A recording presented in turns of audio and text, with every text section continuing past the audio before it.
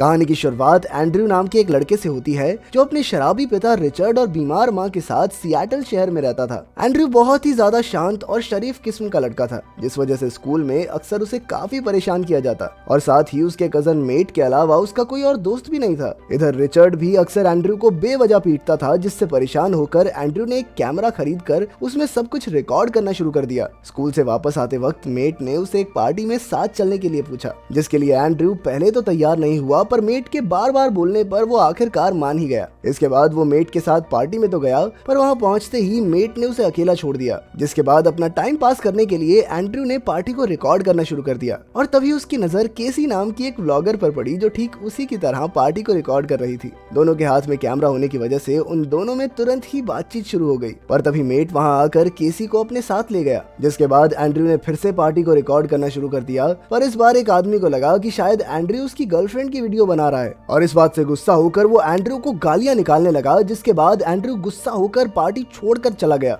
अभी वो पार्क में बैठकर अपनी जिंदगी को कोस ही रहा था कि तभी स्कूल का सबसे फेमस लड़का स्टीव उससे मिलने के लिए आया और वो चाहता था कि एंड्रयू उसके और मेट के साथ कैमरा लेकर एक खुफिया जगह पर चले, जिसे उन्होंने थोड़ी देर पहले ही ढूंढा था। स्टीव की बात मानते हुए एंड्रयू उसके साथ एक जगह पर पहुंचा जहां बहुत बड़ा गड्ढा बना हुआ था और अपने डर के बावजूद भी वो स्टीव और मेट के साथ उस गड्ढे के अंदर चला गया, जहां उन तीनों की नजर एक अजीब से चमकने वाले पत्थर पर पड़ी और जैसे ही उन्होंने उस पत्थर को छुआ तो उसने अपना रंग बदल लिया और ऐसा होते ही उन तीनों की नाक से अचानक खून आने लग गया। कुछ हफ्तों बाद वो तीनों बेसबॉल खेल रहे थे कि तभी एंड्रयू ने बॉल को अपने दिमाग की शक्ति से हवा में ही रोक लिया। असल में उस रात के बाद से ही उन तीनों के अंदर अपने दिमाग से ही चीजों को इधर उधर हिलाने की ताकत आ गई थी। उस दिन उन्होंने वापस उस गड्ढे के पास जाने का फैसला किया, पर तब तक पुलिस ने उस गड्ढे को पूरी तरह से बंद कर दिया था। इसके बाद उन्होंने अपनी शक्तियों का इस्तेमाल लोगों के ऊपर प्रैंक्स करने के लिए भी किया और समय के साथ मेट ये बात समझ गया कि उनकी शक्तियां बिल्कुल शरीर की मसल्स की तरह थी और वो अपनी ताकतों को प्रैक्टिस के साथ और बेहतर बना सकते हैं। इसके बाद वो तीनों मस्ती करने के लिए सुपरमार्केट में पहुंच गए, जहां उन्होंने छुपकर काफी सारे लोगों को परेशान किया। जिसके बाद वो तीनों एक रेस्टोरेंट में गए, जहां एंड्रयू ने उन्हें दिखाया कि कैसे वो अपनी शक्तियों का इस्तेमाल अपने बचाव में भी कर सकते हैं। रेस्टोरेंट से निकलने के बाद स्टीव भी अपनी शक्ति का इस्तेमाल करना चाहता था और इसीलिए उसने एक अनजान औरत की गाड़ी को उठाकर दूसरी जगह पर पार्क कर दिया।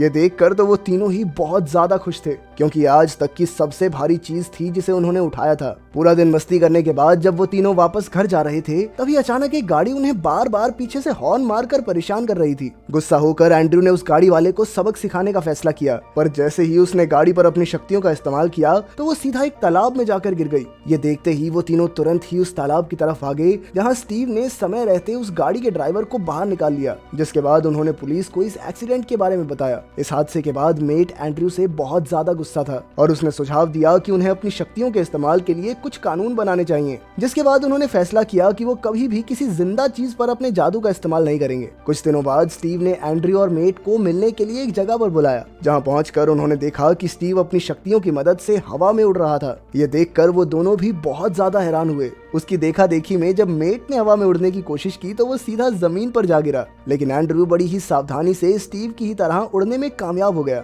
अगले कुछ दिनों तक मेहनत करने के बाद तीनों दोस्त आसमान में उड़ने की कला में पूरी तरह माहिर हो गए और एक दिन जब वो आसमान में फुटबॉल खेल रहे थे तो एक हवाई जहाज उनके बहुत करीब से गुजरा, जिस वजह से स्टीव ने अपना बैलेंस खो दिया और वो तेजी से नीचे गिरने लगा। पर तभी एंड्रयू ने सही समय पर समझदारी दिखाते हुए बीच आसमान में ही उसे पकड़ लिया, लेकिन इस सब में वो खुद जमीन पर आकर गिर गया। लेकिन खुशकिस्मती से उनमें से किसी को भी चोट नहीं आई। अगले दिन उन्होंने अपनी ग्रेजुएशन खत्म करने के बाद पूरी दुनिया में उड़कर घूमने का फैसला किया, जिस पर एंड्रयू ने बताया कि वो तिब्बत जाना चाहता है। असल में उसे तिब्बत की शांति काफी ज्यादा पसंद थी और अपनी शक्तियों की मदद से अब वो उसे महसूस करना चाहता था। स्कूल के बाद मेट किसी काम के बहाने से केसी से मिलने गया और काम खत्म करने के बाद उसने केसी से पूछा कि क्या तुम मेरे साथ घूमने चलोगी, लेकिन केसी ने कोई जवाब न देते हुए उसके मुंह पर ही दरवाजा बंद कर दिया। उधर एंड्रयू ने स्टीव को अपने अकेलेपन के बारे में बताया कि कैसे शक्तियां मिलने से पहले तो वो बिल्कुल ही अकेला रहता था। उसकी सारी बातें सुनने के बाद स्टीव ने उसे आने वाले टैलेंट शो में हिस्सा लेने का सुझाव दिया, जिसकी मदद से वो पूरे स्कूल में फेमस हो सकता है। कुछ दिनों बाद टैलेंट शो में स्टीव और एंड्रयू ने अपनी शक्तियों की मदद से कई सारी ट्रिक्स दिखाई, जो कि सभी दर्शकों को बहुत ज्यादा पसंद आई। उसी रात स्टीव और मेट एंड्रयू को एक पार्टी में लेकर गए, जहां सभी लोगों ने उसका काफी अच्छे से स्वागत भी किया। एंड्रयू पहली बार अपने आप को बिल्कुल अकेला महसूस नहीं कर रहा था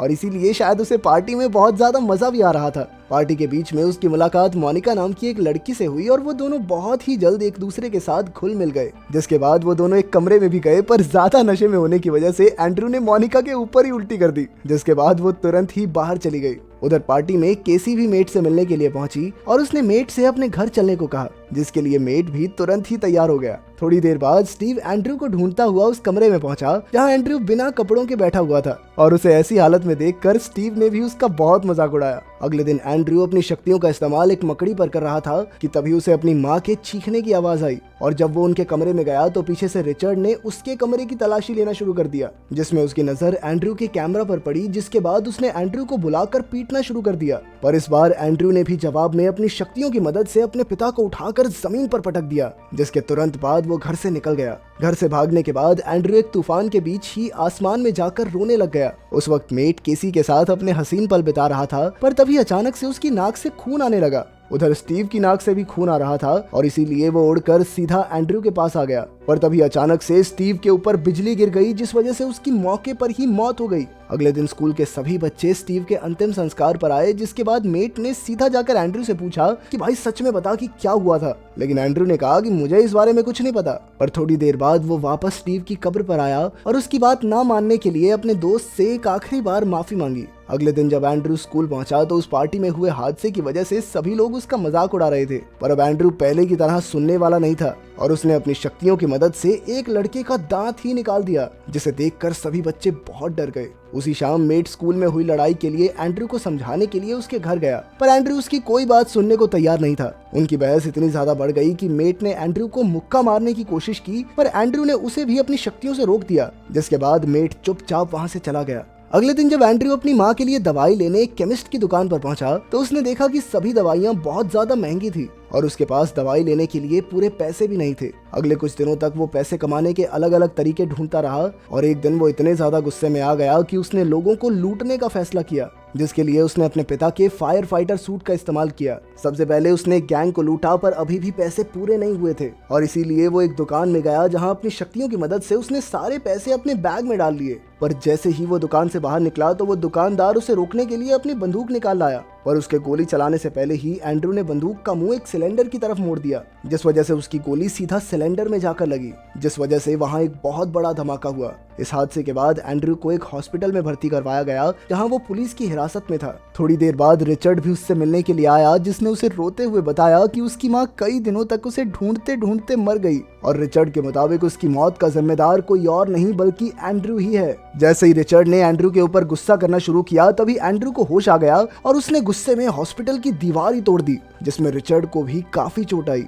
उधर मेट उस वक्त एक बर्थडे पार्टी में था और अचानक ही उसकी नाक से खून बहने लगा, जिसे देखते ही वो समझ गया कि एंड्रू बहुत ज्यादा गुस्से में है और साथ ही उसकी नजर हॉस्पिटल में हुए धमाके की न्यूज पर भी पड़ी। मेट तुरंत ही केसी के साथ हॉस्पिटल की तरफ भागा, जहां पहुंचकर उसने देखा कि एंड्रू ने रिचर्ड को हवा में पकड़ रखा था और बहुत जल्द वो उसे नीचे गिराने वाला था। मेट ने तुरंत ही हवा में उड़कर सबसे पहले रिचर्ड को बचाया और उसकी ये शक्ति देखकर वहां खड़े सभी लोग हैरान रह गए। इसके बाद वो अपने दोस्त को शांत कराने के लिए गया, जिसने उस वक्त तक पूरे शहर में तबाही मचानी शुरू कर दी थी। मेट ने बार बार एंड्रू को रोकने की कोशिश की, पर वो उसकी कोई बात सुनने को तैयार नहीं था। आज एंड्रू पूरी दुनिया से अपनी बुरी जिंदगी का बदला लेना चाहता था। इसके बाद उन दोनों में जबरदस्त लड़ाई शुरू हो गई, जिसके बाद उन्होंने कई सारी बिल्डिंग्स और ऑफिसेज में तोड़ फोड़ मचा दी। लड़ते लड़ते वो एक जगह पर पहुंचे जहां पुलिस ने उन्हें चारों तरफ से घेर लिया, पर जैसे ही पुलिस ने उसके ऊपर गोली चलाई तो एंड्रू ने सभी गोलियों को हवा में ही रोक दिया। उसका गुस्सा इतना खतरनाक था कि उसकी एक चीख के साथ सभी गाड़ियों और बिल्डिंग्स के शीशे टूटने लगे।